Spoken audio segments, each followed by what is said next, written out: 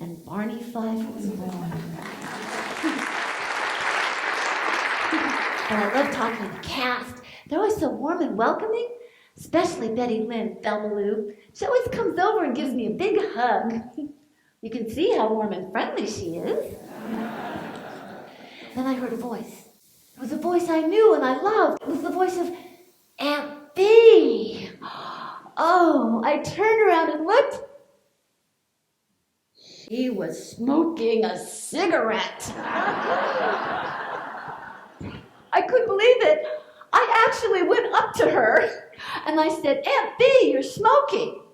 She went, that's right, kid.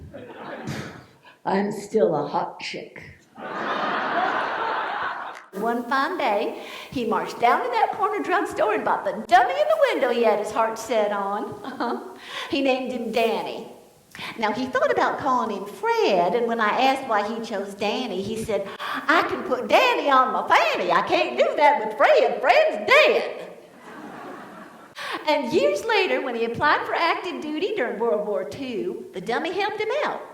You see, when he put on the application that he was a ventriloquist, well, that's how he got moved into the performers unit overseas. Stars and Stripes.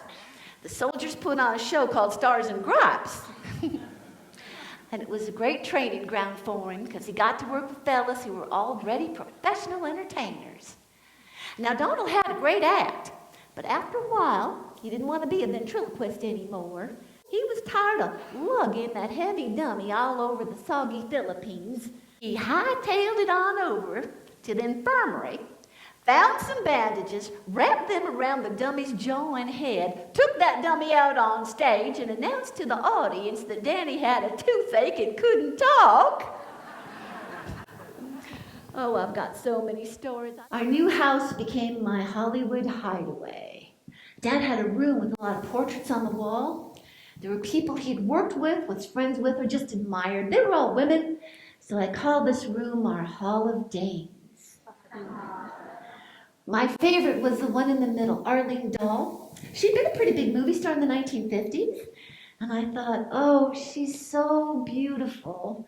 If only she were here now, I'll bet she could help me with my problem. That would be perfect. Here I am. Arlene, you can hear me. Yes, how can I help you, Karen? Oh, I want to be beautiful. I want to look just like you. Well, I'm afraid you're out of luck. Darn. Well, what's the next best thing? Well, you're intelligent. No, I'm really not that smart. Well, then you're a social butterfly. But I can't get out of my cocoon. Well, then what's wrong with you? I'm celebrity adjacent.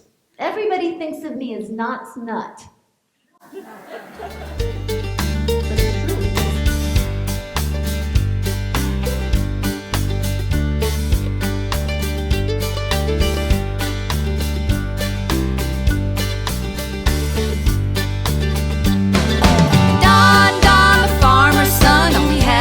For Barney's gun. Not another one like him ever was. He knew how to nip it in the bud. How can you be so funny?